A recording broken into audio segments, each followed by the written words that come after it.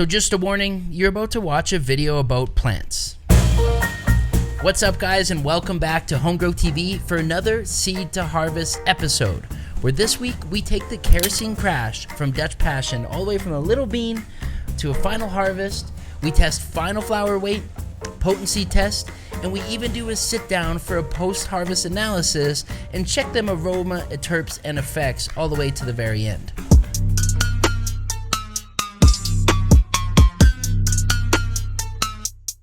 Of course, we'll dive through the cultivar history, the breeder history, and any other interesting facts about the parent genetics. So if you're brand new to the channel, welcome to HomeGrowTV. Go ahead and subscribe now if you guys haven't already, because we got a ton of grow content coming this year. This format for this video is going to be quick, right to the point, for a nice little review of this Kerosene Krash. Let me know down in the comments what your guys' favorite part was of the episode, and without further ado, let's jump into it.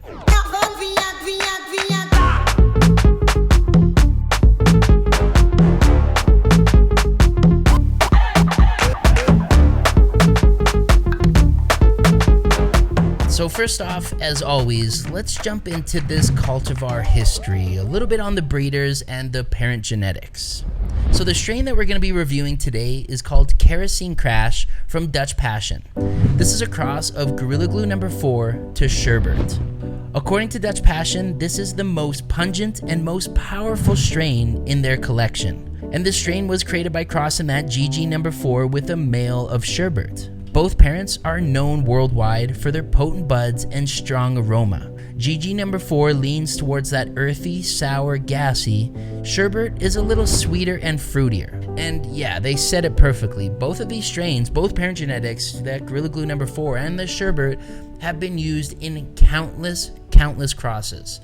And probably for good reason. These are famously known to be already classic strains, right? When we dive through in a little bit through the higher book, they're not even new strains, they're now considered classic strains with a very deep and rich history. Both varieties are bestsellers in the US and have amassed a large number of fans and repeat growers. The Dutch Passion Cross combines the best of both of these worlds, ensuring that the potent aromatic nature of both strains is preserved. They say to expect wonderful smelling buds, which are so pungent that the ordinary plastic Ziploc bags just simply cannot contain the penetrating aroma. They say most phenotypes will lean more towards the earthy, gassy side, but there are also some phenotypes that lean a little towards the Sherbet's fruity, sometimes sweety, citrusy side. So this is something we're definitely going to be putting to the test and see what side of the parent genetics are these phenos going to be leaning on. My personal goal for this is to find something that truly represents those Gorilla Glue number 4 terps, but hopefully get some of that crazy frost and oomph from the Sherbet. You see, when we dive in deeper to the parent genetics, specifically starting with the Gorilla Glue number 4, if we flip to page 118 in the higher book from Dan Michaels and Erik Nugshots, by the way guys, this has quickly become my favorite reference guide when it comes to different cultivars, as it just highlights so many different cultivars, old and new, inside of this higher book. The cool thing about Gorilla Glue, not only does it have its full 2-page, with the catalog bud and then the information, but it also has a personal story written by the original creator, Dan Peabody, aka Josie Grizz Wales. First, talking about the parent genetic GG number 4, formerly known as Gorilla Glue, right? The breeder is Dan Peabody, also known as Josie Grizz Wales. The lineage inside GG4 is Sour Dub crossed to Chem's sister, and then that was crossed to the Chocolate Diesel. The terpenes on this should be caryophyllene, myrcene, humulene, and limonene. On the sensory, we should be getting that earthy, chocolate, pine, woody, sour gas chemical. GG4, or Original Glue, formerly known as Gorilla Glue, may have been named after its greasy, resin-soaked flowers that stick to your fingers. But if you're not careful, this beast will cement you to the chair. Mourned by the cannabis world after his 2020 passing, Don Peabody was the outlaw who combined several diesel hybrids into this ultra-high potency strain that's regular in competitions, dispensaries, and breeders' toolboxes around the world, right? Like, this is probably one of the most famous and heard about strains now in the last decade.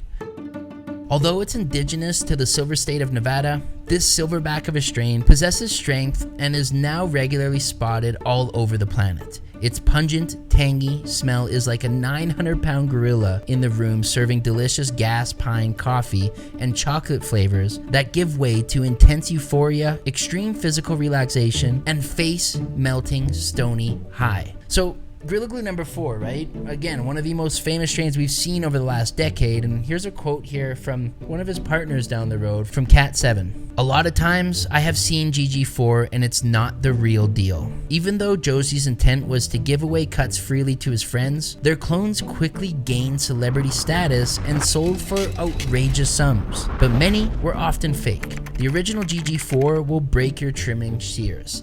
So this is why it's so important, guys, to be sourcing your genetics from trusted places. And we'll talk more about that in a sec, but most certainly you can bet your butt that GG number 4 is probably one of the most faked, the most copied strains that we've seen in the last decade. Again, huge shout out to the creators of the Higher Book, Dan Michaels and Erik Nugshots. Absolutely love just sitting having a coffee in the morning and reading up on some of these things, as well as it's become a main tool when I go to search for new cultivars. I look at the parent genetics, I dive through there, and often, if not find the parent genetics, you'll find the grandparent genetics in here and get a real deal story, you know, with an actual write-up and an actual bud picture so you can kind of reference, right? Flip to page 178, and this right here is created from the breeder Mr. Sherbinski, which, cool enough, we actually just got to meet him at the last Spanibus and found out that he is a creator of multiple famous strains and not just the Sunset Sherbet. Right, this is a lineage of the Girl Scout cookies crossed to pink panties, and the terpenes, caryophyllene, limonene, lilanol, myrcene, and humulene. The sensory on the sherbet should be sherbet, bubblegum, fruity, berries, forest, sweet, citrus, earthy, and minty. The common effects: uplifted, creativity, social, happy, relaxed, and euphoric and focused. Amazing. Another strain that we would have seen in so many crosses before, things that we've tested in crosses before, such as the McComb's Tulip. So the story behind this one is Mario Guzman, aka Mr. Sherbinski, created one for the ages when he crossed a gifted cut of Girl Scout cookies with his first ever breeding project, a citrus-forward strain he dubbed Pink Panties. Inheriting sweet berries and earthy mint flavors from the esteemed parent Girl Scout cookies, the Sunset Sherbet builds on this complexity with layers of citrus, acai, and bubblegum that create a sensory experience behind its name. Sherbet provides only good vibes with a soothing full body buzz paired with an uplifting high that keeps your alert, focused, and motivated to seize the day.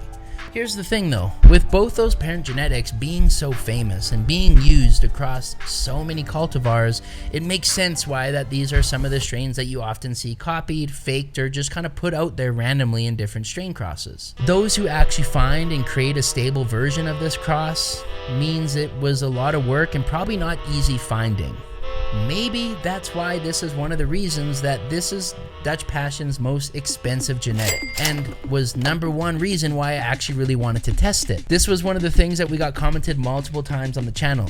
The question was, hey, HomeGrowTV, do you think that that Kerosene Krash is actually worth the money? Because it's the most expensive bean on Dutch Passion's website. After diving onto the website, seeing what the cross was, looking at the parent genetics, I went, well, if it really is that, and they've created something that's stable and good, very well could be. But at 50 euros for just one bean, or at 30 euros per bean if you get a 3-pack, it most certainly is not a cheap strain. And that's what we're going to be putting to the test today.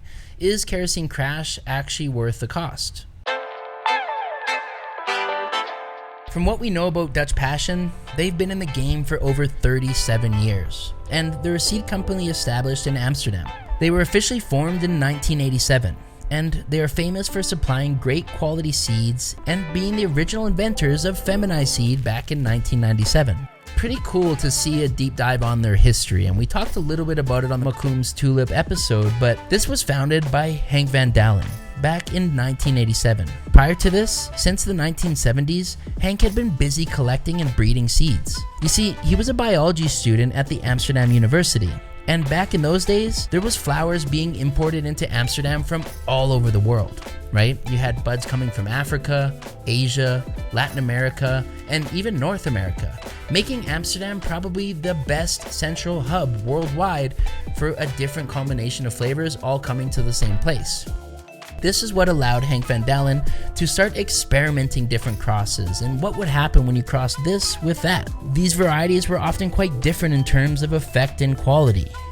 And all these seeds that he had been collecting became the basis of the early Dutch Passion breeding project. So we know we definitely have a breeder that's been in the game for a long time and has a really high reputation. As the leader of the Dutch Passion Seed Company for 25 years, Henk van Dalen has been gathering and selecting the best cannabis genetics from around the world.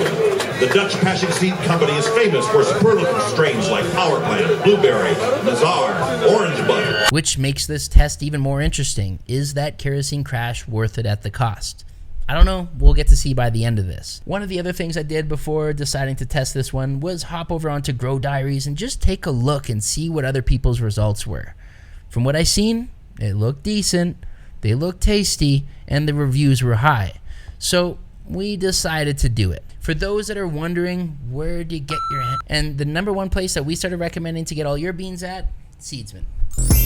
So yeah, they've been in the game now since 2002, over 2 decades, and is a very trusted source when it comes to international shipping. So whether you're one of the grow bros in Germany that just went legal like 8 weeks ago, or whether you're one of the grow bros up in North America that is looking to test some of this European dank, Seedsman is the place to check it out. You can also use code HomeGrowTV to save a little chunk of change on your first order, and this is now officially what we've been using for things like Battle of the Breeders and Lord of the Lemons, a place that we can dive through a lot of different breeders and all get them at the same place, ordered to the same spot with no risk. So make sure you guys check that out, and thank you Seedsman for creating that awesome solution for the worldwide shipping. Now that we got that out of the way, let's jump into the seed to harvest and start germinating some beans.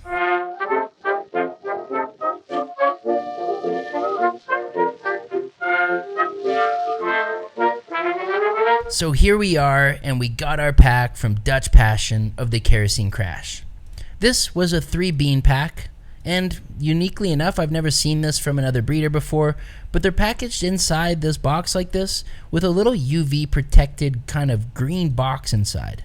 It almost looks like a little Tic Tac container. As always, we got our cotton pads ready and placed our 3 beans on the cotton pads. The process for this is extremely simple. All you do is 3 or 4 simple sprays to the cotton pads, place them in a Ziploc bag, label the Ziploc bag, throw a few sprays inside the Ziploc bag, and seal it 3/4 of the way full. Then you just gotta place it inside of a dark container in a nice warm area for 48 to 72 hours. This has been our preferred method of popping, and I would love to hear yours. Let me know down in the comments below if you guys use the cotton pad method, the paper towel method, if you do the water soak, or if you go directly into soil. Let me know down in the comments below, because one of the things we're going to be testing soon is similar to the cotton pad method, but it's from this company right here called Can.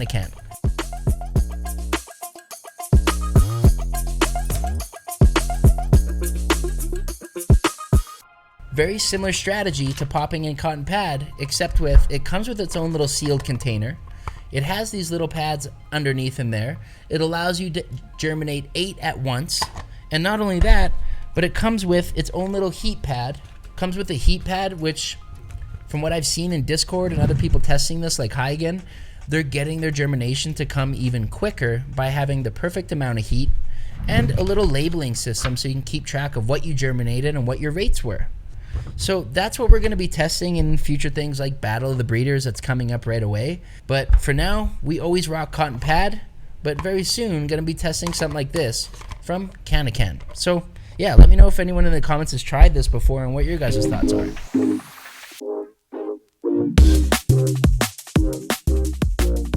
"72 hours later, everything had germinated, and we decided to put them in their own little Dixie cups, labeled with names and pheno numbers. Then simply spray some water on top, and good to go. Let's jump to 4 weeks later, day 28 in the solo cups. So at the time of filming this right here, they had literally just woken up. I had taken them out before the lights were on, hence the leaves being down, and they were definitely a little bit dry. See, when your plants get to the phase like this where they're drying out almost daily, this is most certainly one of the signs that it is time to transplant. So let's move to 22 days later, day 50 veg, the beginning of week 8. Things were looking beautiful. One of the phenos had definitely stretched up immensely. The other one had remained short, stout, and bushy. Both had no complaints, nice and green and looking healthy. But on the tall pheno, it was time to top her.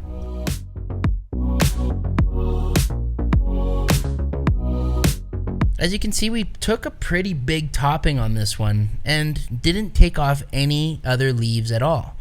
The reason why is our only goal here was to even out the canopy between the two phenos. And because, as you'll see in a second here, they're going into a 2x4, our goal was to make as even as a canopy as possible before we get into flower. So the only training technique done in this so far is going to be the topping on the one pheno. Everything just looked perfect. And this is important to note that this was one of our last harvests we ever did at this house here. Guys, I'm moving literally any day now. I know I've been saying that for a while, but we have a new farm with a license that's almost ready. It's been the longest, like 7-8 months ever. It was supposed to take like 2 months or 1 month or 3 months. It's been 8, all right? So it's taken a lot longer than I thought, but we're finally moving into the new house. So this being one of our last harvests here meant that this was also one of the last harvests or one of the last runs that we ever did without switching to ATHENA.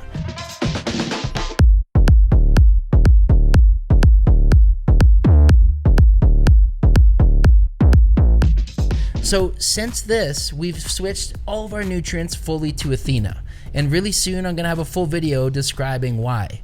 I mean, there's actually quite a few reasons. One of them being that now I have all my products under one roof. My cloning gel, the IPM, and even stuff like tissue culture is all now under one single company, all the nutrition, where I don't now have to go to 3-4 different sources to get everything I need for nutrition, cloning, and IPM. Well, that and the fact that their information is just unbelievable. And this is truly a company that I can grow with.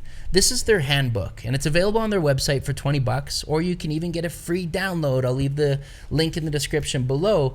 But this here is packed with information of everything from dry backs to crop steering to setting up things like dosatrons, which we one day want to grow to. So my biggest answer, and there's multiple reasons why we switched to ATHENA, but the biggest thing was it was a company that I could see myself growing with, in the sense of learning more things, new techniques, and diving more into the science of nutrition. Things have been looking amazing. Our Lord of the Lemons crushed it, and everything we've been growing with ATHENA so far has been perfect. Not only that, our clones have now jumped up to literally every single time we're hitting 100, mostly because of their SOPs in here and also because of their cloning gel. We've been getting 100% success on all the clones. Oh yeah, whoa. Holy shit. 6 days later, day 56, and this is the end of week 8. This will be the last time that you guys see an update in veg. You can see the pheno that we had topped has completely recuperated from her topping and is now exploding with all these side branches and a beautiful even canopy. We had a little bit of wrinkling and stuff going on with the edges of the leaves here, but I think we just had a few days of high humidity, a little bit of wind stress right here, and there's nothing really major or any deficiencies. To be honest, all the new top growth is looking perfect, looking healthy, so I got no complaints. The only thing to do from here is let them kick back, do their thing, and get ready to switch to flower really soon.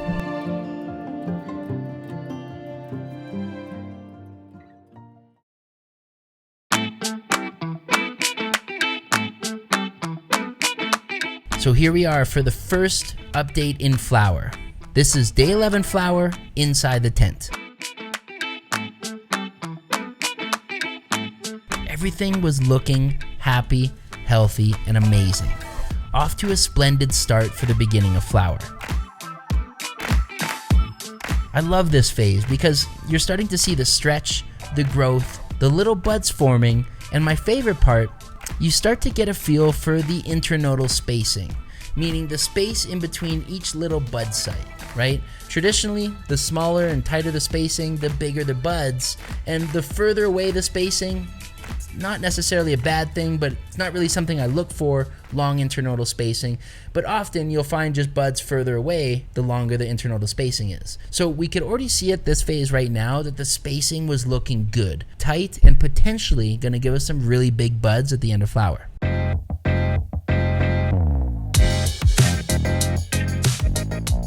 You see, here they were set up inside the AC Infinity 2x4 with the Evo 3. This tent size of a 2x4 is probably my favorite tent size to recommend new growers just getting into it. Because it's fun, it gives you enough room to test 6 phenos in a sea of green, or just do one big plant and scrog it out. There's so many options in a small tent like this, and it's a really low impact on space, meaning whether people are in an apartment or whether you're in a house and just have it tucked away in a corner, this 2x4 is more than enough to crank out some fire buds, as you'll see by the end of this episode. They're the number one recommendation we have here on the channel now, acinfinity.com. Check them out for everything grow gear, and use code HomeGrowTV to save yourself a nice chunk of change at checkout. Oh, and it really helps support the channel, so thank you to everyone who's been using that code over the last year. Pretty much on a daily basis, or if not at least on a weekly basis, I was hopping in the Pulse dashboard. You see, that little orange thing that's floating there, this is the Purpl Pro. This is what we use to monitor all of our garden metrics from seed to harvest and able to keep track of them for months and months after. And you see, recently, Pulse just actually launched a brand new version of their Pulse monitors. This right here is the Pulse Zero, and now officially the cheapest and easiest to access tool to get into the Pulse universe. At only $129, this is now going to allow you to connect in and track your garden data all the way from seed to harvest and see it for months after if you so need to. Setting triggers and alarms is extremely easy on any of the Pulse products. You basically let it know when you want it to give you a notification if the lights have accidentally turned on, which has happened to us before, if plants haven't been fed before, which has also happened to us. We now get those alerts live and we can make the adjustments or do the things that we need to do. So yeah, there it is, Pulse rocks, and that's all the data and charts that you see here throughout the episode. Links down in the description below, but let's get back to these plants.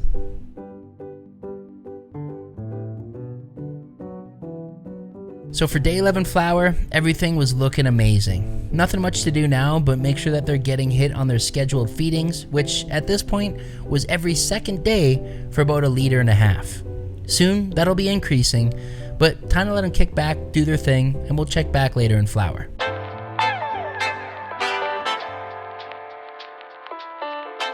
Here we are for day 24 flower, week 4, in the studio for a little bud checkup.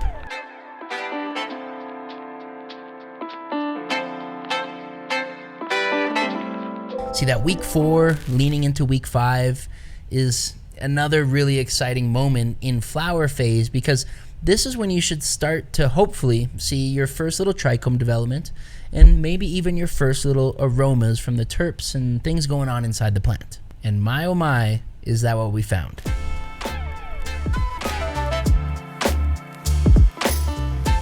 The Kerosene Krashes were not only budding up and doing their thing and stacking nicely, but they were already producing a nice amount of frost for just week 4 flower.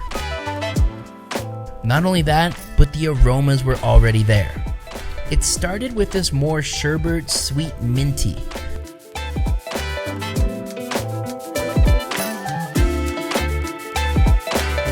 You can now see that internodal space doing its thing, being so tight and stacking up one after the other, bud on bud on bud. By the end of flower, my hopes were that this was going to become something magical. Although I was surprised to get more of the sherbet leaning terps at this phase, this was still something I knew could transform later in flower, and often does. Important to note and see what you get in the middle of flower, but the most important time is obviously late flower and final flower.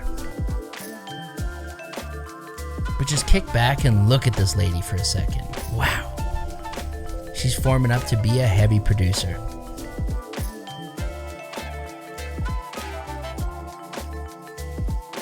Alright, this is that part in the episode where we once again have a big gap. I had literally left a few days after recording this to go to California. In the Emerald Triangle, more specifically starting up in Humboldt for the Humboldt Seed Company's Mega Pheno Hunt.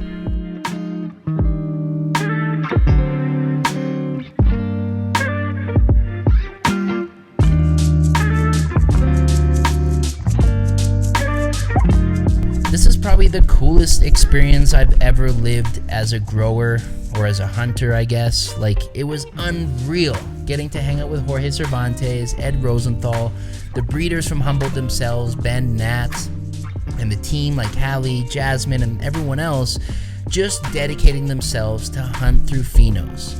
We had seen well over 10,000, I think leaning more on that 20,000 side of total plants throughout the entire trip, and it was nothing but going from one farm to the next, weeks of action of plants. Like, it was a dream come true.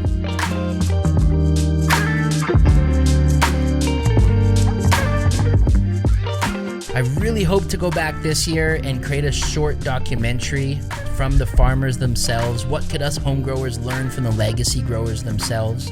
Let me know down in the comments below if that's something you guys would like to see this year, but what an experience, and I really hope to show more of it coming up really soon. Or even better yet, I hope to recreate something like it down here in Colombia soon.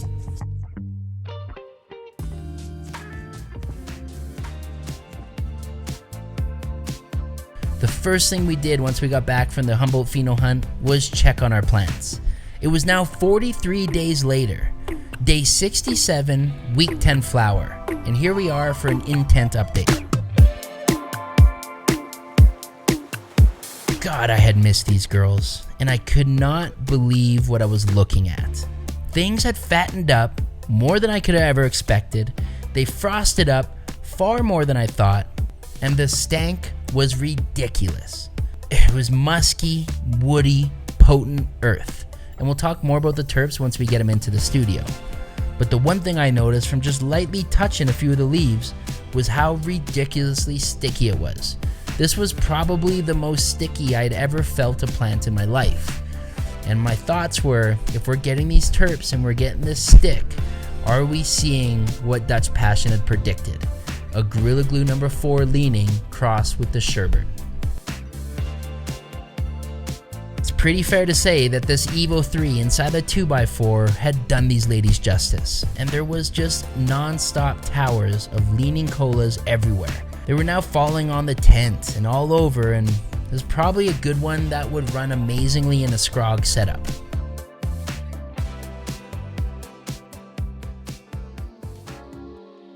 Did a quick little trichome check with the phone. This is a little hack if you guys didn't know. If you put your phone onto the widest angle and you get up in there, you can actually see the trichomes good enough for a quick glance to know if it's harvest time or not. Things were looking freaking amazing, but I wanted to give them just a few more days. That's exactly what we did.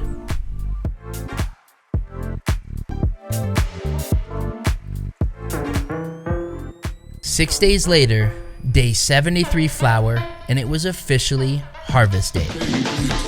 Proof of emotion, they drunk at the problems, they you was on road and they stuck.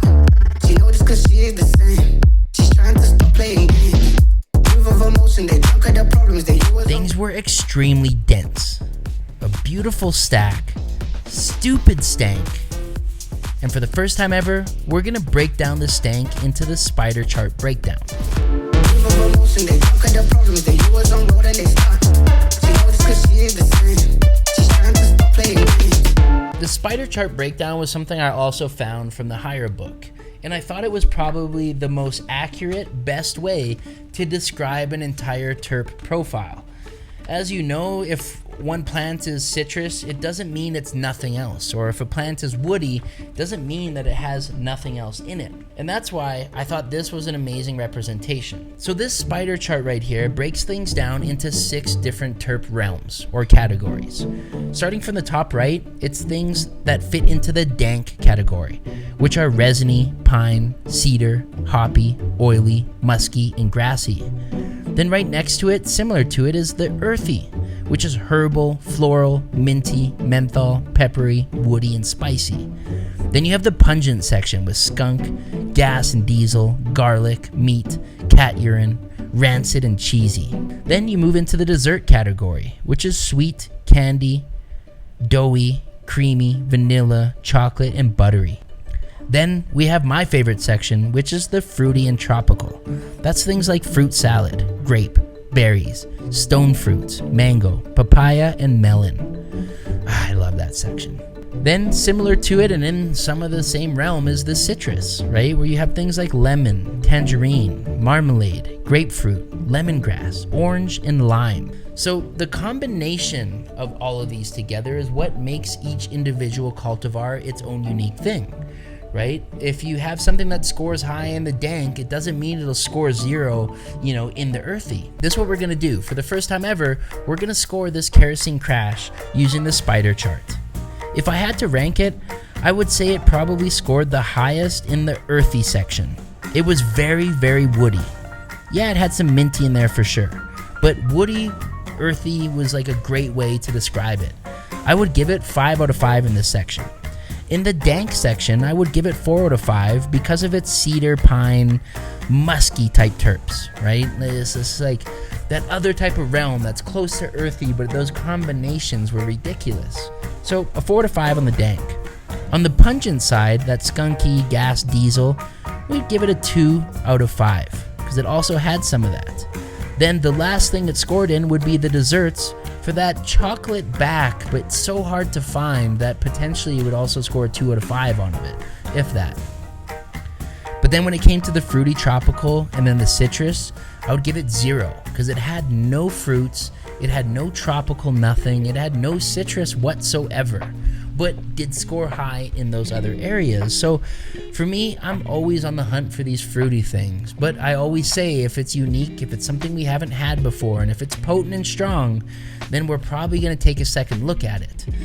From what I was already smelling just in the studio, we hadn't even dried it yet, or busted it up, or tested it, or anything, but I knew there was something special in here that I hadn't really seen before, and felt like potentially this was one of the first times that I seen a true good representation of a Gorilla Glue cross, with that Sherbet in it.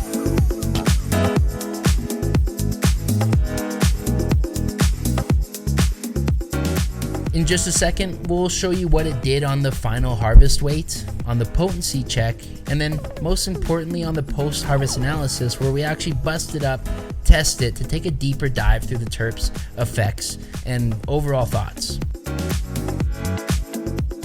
Overall stunning, and just to see that fade coming in now was so beautiful, and I was just so happy with this overall, with how she looked, how she smelled, and how dense it was. I had a feeling she was just gonna pack on the weight and weigh in pretty strong as well. Just looking at how dense the buds were, how many there were, we could potentially have a record breaker for the 2x4 tent. But before we could even check out the harvest weight, we had to harvest first and do our dry. For this one here, because both plants were so big, instead of chopping them entirely and hanging them upside down, we decided to use the AC Infinity dry rack. This right here has multiple different levels, allowing us to separate phenos and plants into different layers and label each one of the tags.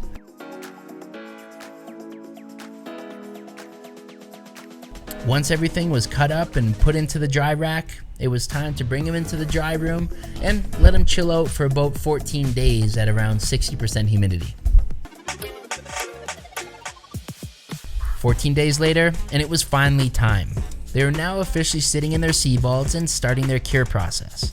Inside the seed vaults was a solid 59% humidity, which for me is perfect. The buds, dense, green, crazy, musky, stanky little things. And chunky, like wow, they were big. On the official weigh up in the seed vault number 1, we hit 61.8 grams. In Sea Vault number 2, we hit 123.8 grams. And then the little jar that we had for popcorn nugs was just 30 grams. This was a total of 215.6 grams of dense, frosty Kerosene Krash from a 2x4. Wow. I did the calculation of gram per watt, although we never once had the Evo 3 turn to 100%. Throughout the entire grow, the Evo 3 was only set to 70 to 80% and was more than enough. And with that being said, this produced 0.8 grams per watt and was most certainly one of the best producers we've ever had in the 2x4.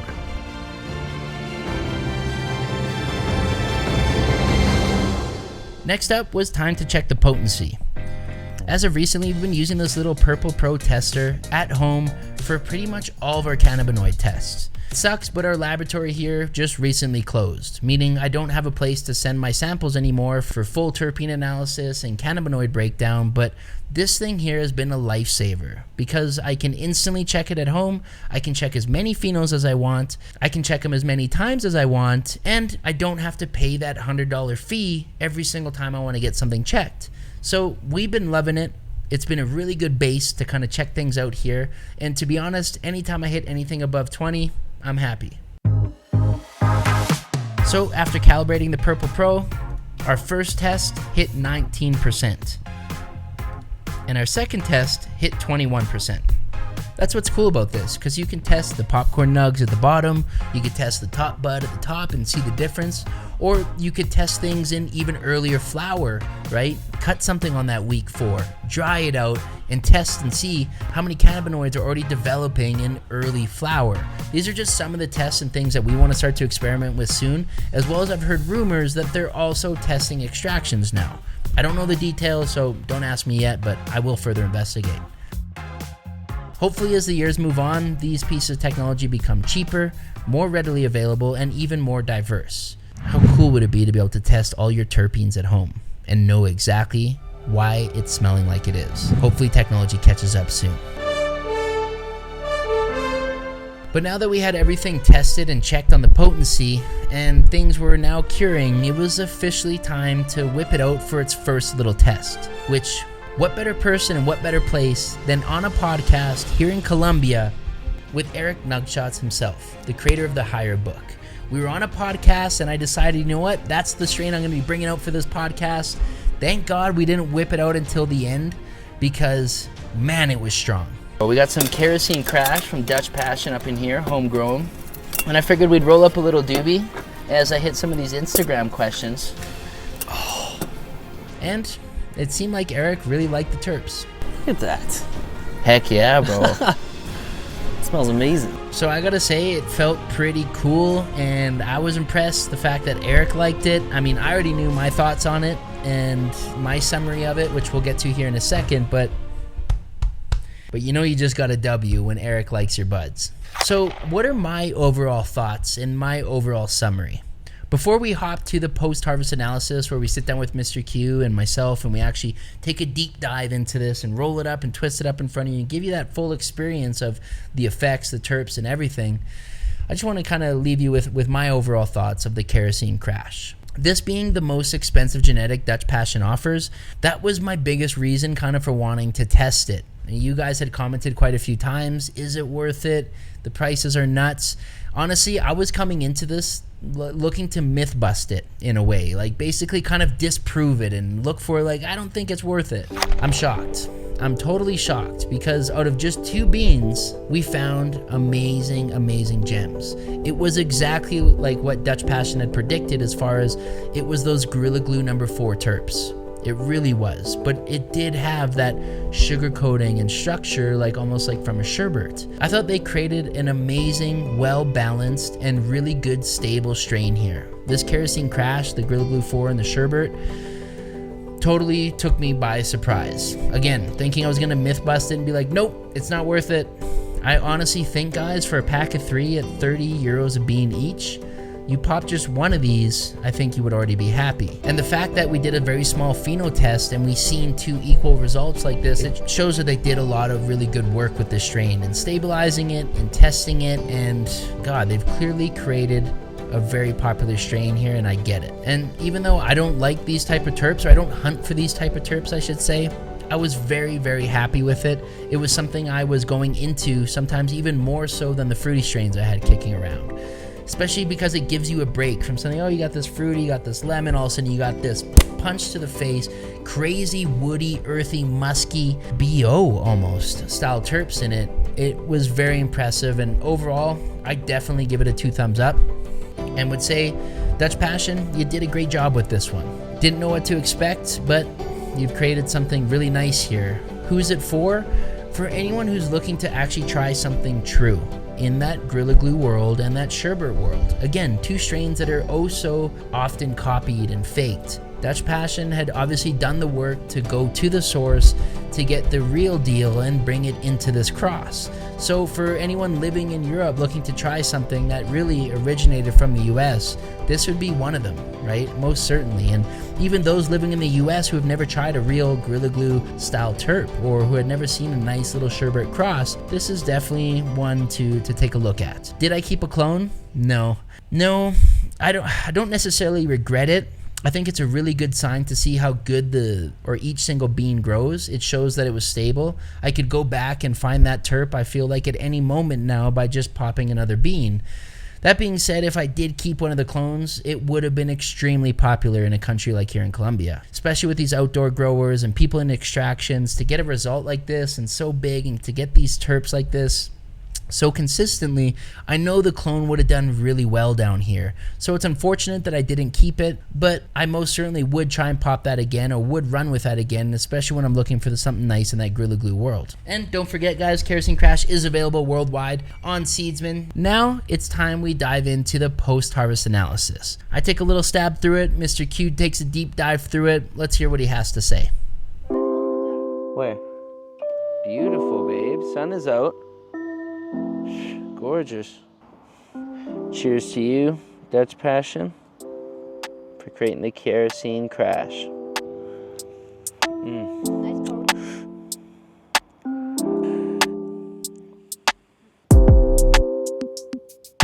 Blue, one of the blue cushions. Pero cómo se cayó hasta allá? I accidentally dropped a cushion down there, but the effects on this I definitely notice are quite strong. Definitely over a 20%er. And it's nice, like on the front, it's almost a little sweet, but it is. It's almost like, it almost hits a little sweet. It smells just like good. It's the first time I've ever liked earthy, gas, woody. It's the first time I've actually even really got to see a good representation of it. Because sometimes I thought earthy and woody would just be used to describe buds that weren't that good. But no, this Gorilla Glue Sherbet is a really nice earthy, woody gas, that's for sure. And this isn't my first time ripping it. It's quite strong. I get the name. It'll be interesting to see what Mr. Q thinks of this strain as well, and hear his opinion, because this is one of the first times we do the post-harvest analysis separately. I'm gonna put this out for now. That's good enough for me. Out of 10, this definitely ranks high. This is really good. If there was a cup around the corner, I would definitely have competed with this. It's loud for those people who want to try a good Gorilla Glue representation, and especially combined to something like a Sherbet, which also renowned. They've done a really good job. Both Phenos in the jar, you can't really tell the difference. The terps are on point. Probably stinking up this entire glamping right now, but they're the ones that lent me the lighter, so you're definitely good to smoke here. I mean, bag appeal, solid 8.5. There's no purple in there. I mean, I just like colorful buds. It was very green, but there's something to be said about that, because nowadays there's not many fully green buds that are that stanky and good. So I would say, like, out of appeal, 8.5. Stankiness just on the breakup, really nice, and I would give it another 8 out of 10. Taste of it, I would go with 8.5 out of 10. Tasty, really good, even though it's not my favorite flavor. I love fruits. This is really enjoyable. Like, I would never be disappointed with this if I joined a little circle with this in there. And then effect, wow, effect is like 9.8 out of 10.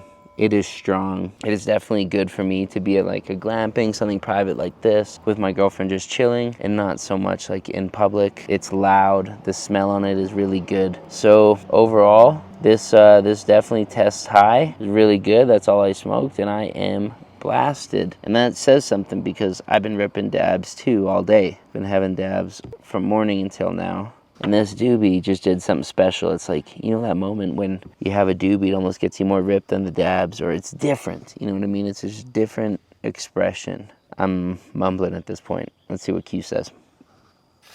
All right, so we came over to Mr. Q's dome here, and he's down. Yeah, I'm always down. Actually, it was not a good timing because I just smoked a joint. Doesn't matter. That's actually a good moment to do the smoke test, because Yeah, we want your honest opinion as another doobie in the lineup of today's roll, bro. Heck yeah. Okay, so I got the jar, and I'll let you do the full experience from cracking open the jar all the way to, you know, dry pull, whatever you want to do. I'll set up the camera for you, leave the spot ready, and then you can do your little post-harvest analysis. all right. So you didn't give me any information about the plant nor flower. She's gonna treat it as any other smoke test. All right. Dakota just brought me the Kerosene Krash of Dutch Passion. Ooh, buddy. Beautiful flowers, eh? Ooh, I will smoke that big flower. Thank you so much. So when I opened it up, this had exactly 62% of humidity. Now it's already going up to 63, 65. You see it happening right in front of me. So I gotta close this tap as soon as possible. Let's take out a butt and let's close this back up. Oh, quick whiff. Beautiful, beautiful. Wow, it smells creamy. We're analyzing today. Oh man, this beauty here of Dutch Passion grown by Dakota. First of all, I'm honored to be here, guys, and honored to be able to smoke this. And check out this location. What? No, this is the best day. This is the best day. I got a Dutch Passion grinder here. Perfect for this smoke test. And let's see how she does. Nice, yeah, she's definitely not too dry. He tried this perfectly, I would say. And look, when I opened up the tap, it still had 62%. I think that's a perfect curing humidity, 60, 62. Some people would say this is a little bit too wet, too humid still, but I prefer to have flowers that are a little bit fresh. I feel that they taste better and they burn better as well. I like a slow burning joint. So let's see if this flower also burns exactly like that. Oof, but the smell, wow, strong smell. A little bit creamy. I was looking or waiting for like a gassy, yeah, there's definitely some gas in there, but not as much as the creamy terpy. Hey, what's up? What's up, Erik? What's up, Ekin? Come and say hi to the people here and give me your honest, quick opinion about the Kerosene Krash from Dutch Passion, which is a cross of the Gorilla Glue and the Sherbet. Let's check it out. What do you think? By the way, guys, this is Erik. He's also here in the glamping. Whoa, you just got a poncho from here to Colombia? Yeah. Whoa, look at this dude. He looks so Colombian, right? Genius. You can definitely smell the Gorilla Glue in there. Yeah, very frosty. Has a lot of trichomes on it. Very creamy. Very good, like it's a big bud, it's dense. Looks like it's a good producer. Wow. She would be beautiful for a picture, huh? Definitely, 100%. Oh wow, now that I bust it up, I can even smell more the licorice smell. Ooh. And a very light green color, not that dark as the new exotic strains, which is good because I've been smoking a lot of purple these days. Now, what shall we roll it up with? Shall we use raw rolling papers? Shall we use OCB? Or shall we use a cone? What do you use? Usually go with the raw rolling papers, but I was very curious about what is the difference really between the rolling papers. Here in Colombia, they tricked me, and I bought some fake raw rolling papers. And then I did a little bit more of research, and I thought, well, I'm a daily smoker. I smoke every day. So I think it's very important that we're gonna know what we're smoking. And if I grow my own weed, at least I gotta know where the papers are coming from. So I got some original rolling papers just to be 100% sure. I wanted to do some testing, try out different strains, different moments with different papers and cones. So guys, let me know in the comments, what do you use? Because I wanna be professional in this. For now, I'm just gonna go with the raw rolling papers. Make my own filter tip, just because that's what I'm used to. I also like to use the metal grinders instead of the plastic ones, because I feel with the plastic ones, we might be smoking plastic. Just so you know, guys, just so you know. All right, very light, almost white wheat. Ooh, wow, the smells are very strong, very strong. I don't have something to poke my joint, but I guess I can use the flour. Oh, thank you. This is a good poker. Nice. Now let's see how she burns. If she still is that licorice as I think before, slash floral. I never did a smoking test at such a luxury spot as this time. Let me know what you guys think about the background here. If you have planned to come to Colombia, let us know. We're gonna give you the link of this glamping site and you can come over. And as you see, it's pretty 420 friendly. It's not really in the rules that we didn't even ask, but wow, immediately beautiful white ash. I also saw the flowers pretty resinous, so I guess it's gonna be a beautiful burn. And immediately I feel that floral side and licorice side coming up more than the gassy part, although there's a little bit of gas in there as well, but just at the back end. It's not that strong. I'm saying that because before I also grew this genetic. It's actually about 2 years ago. I grew it from clone, and that one was much more gassy or creamy. But this phenotype produces much more, so they're definitely two completely different phenotypes. That is the beauty of the pheno hunting and getting a pack of seeds and just look for your favorite pheno. Because when you get seeds, still you will find different phenos in the same pack of seeds. Oh wow, this burns so good. I immediately got a dry mouth and I feel it's hitting pretty strong. Oh wow, I'm so happy I'm smoking this pure without any hash or anything. The flavor is really good. Let's say we were at a cannabis cup. They will always ask you to judge on a couple different criteria, like how is the bag appeal. And for bag appeal, I would say this definitely looks hot. I don't know what you guys think, but this looks amazing. This is what I would expect in a dispensary. I would definitely give that an 8.5 on bag appeal.